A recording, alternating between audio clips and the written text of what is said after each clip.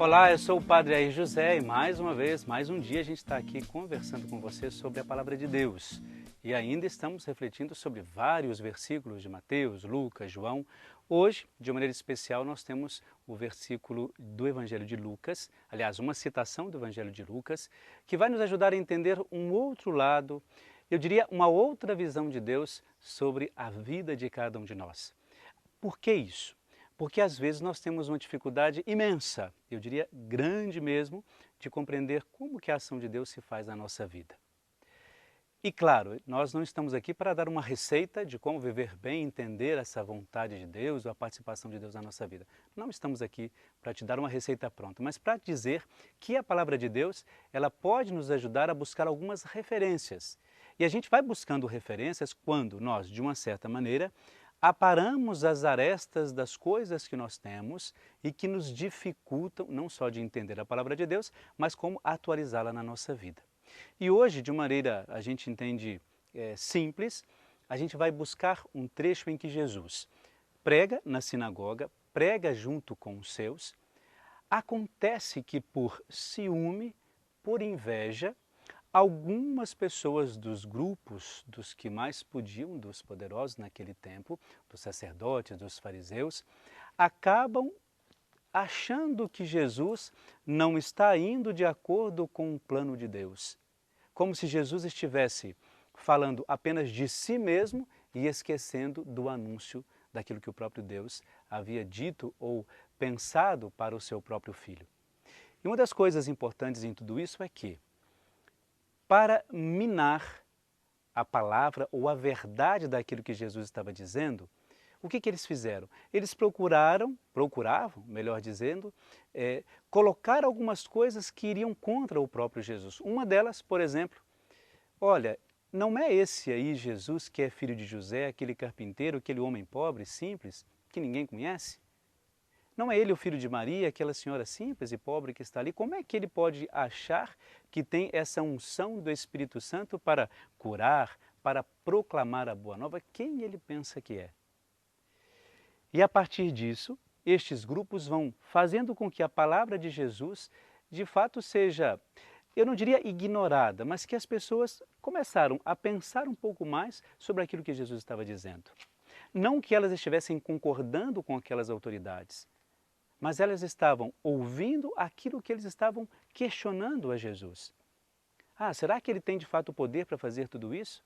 Será que de fato ele pode dizer que é o Filho de Deus?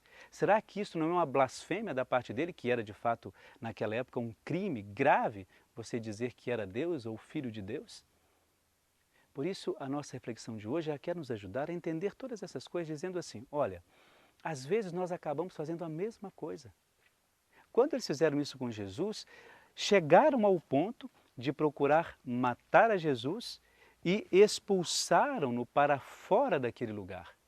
E Jesus não podia sequer entrar ali de novo, justamente pela ameaça de morte que ele havia sofrido. Vejam em que ponto as coisas chegaram para Jesus, antes de fato da sua crucificação, que foi o maior momento em que as pessoas puderam perceber que de fato ele havia dado a vida por elas.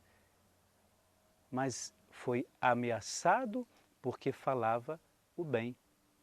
Ele foi procurado e sentenciado à sua morte simplesmente porque ele acreditava naquilo que ele estava dizendo e queria a libertação daquelas pessoas que estavam ao seu redor, para que elas de fato acreditassem naquele que era o Salvador da vida delas. E às vezes nós também fazemos isso com as pessoas. Nós perdemos algumas referências porque nós acabamos fazendo isso com aquela pessoa que está do nosso lado. E é muito triste quando a gente percebe que por inveja algumas pessoas caluniam umas às outras.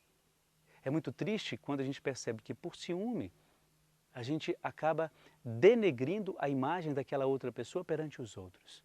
E quando nós semeamos alguma discórdia, alguma palavra não bendita em relação a uma outra pessoa, nós estamos colaborando para que a ação de Deus não aconteça plenamente na nossa vida. Porque nós tomamos para nós o poder de outorgar sobre a vida do outro e de definir a vida do outro, definir se ele merece o bem, se ele merece a graça de Deus, se ele merece o perdão de Deus. Quando isso acontece, nós estamos fugindo daquilo que é próprio de Deus. Por isso a gente tem que pensar em todas essas coisas. Nós não temos esse direito como aquelas pessoas achavam que tinham sobre Jesus. Nós não temos o dom e muito menos a autoridade para julgar as outras pessoas. Nós não podemos viver a partir do nosso ciúme, da nossa inveja, da nossa destemperança. Nós não podemos achar que as pessoas não podem crescer. Nós não podemos achar que as pessoas têm as suas dificuldades só porque eu tenho ciúme daquilo que ela é. Se eu encontro um padre que tem mais capacidade de falar da palavra, de trazer uma mensagem de força para as pessoas, e de fato atualiza de uma maneira melhor do que a minha aquilo que Deus quer para o outro ou para a sociedade, por que é que eu tenho que ir contra esse padre? Por que é que eu tenho que ir contra o seu modo de evangelizar? Por que é que eu tenho que dizer que a palavra dele não é tão verdadeira como a minha? Ah, mas é porque ele fez isso. Não me interessa, eu preciso acolher a palavra. Eu não posso deixar que um ciúme ou que uma insegurança pessoal me faça sentir inferior àquela pessoa e eu comece a denegrir a sua imagem simplesmente porque eu tenho que estar melhor do que ela. Nós temos que entender que quando nós ouvimos a palavra, eu disse aqui num outro momento, nós assumimos um compromisso com a verdade dessa palavra. E quando eu assumo um compromisso com a verdade dessa palavra, o meu testemunho tem que ser verdadeiro, transparente perante aquilo que eu ouço. Senão a palavra, ela não vai encontrar espaço na minha vida, muito menos na vida do outro através de mim, através do meu testemunho. Então por isso hoje que nós somos convidados a pensar de uma maneira, eu diria simples, mas de uma maneira muito verdadeira. Eu até indico que no seu momento de oração pessoal, e que você faça estabelecer um momento de oração pessoal, você crie isto. E pense, será que de fato eu não preciso olhar um pouco mais as coisas que eu faço, ter um pouco mais de segurança naquilo que eu faço, entender o carisma, a força de Deus em mim, para que eu possa sustentar o meu trabalho e não, pela minha insegurança, achar que o outro faz melhor do que eu. A gente precisa compreender estas coisas. A gente pode não mudar da noite para o dia, mas a gente pode fazer esse processo ir acontecendo. É simples tudo isso? Volto, insisto e digo que não. Não é simples. A palavra de Deus não é simples de ser vivenciada. Não é fácil, não é simples de ser experimentada, atualizada. Mas é possível sim.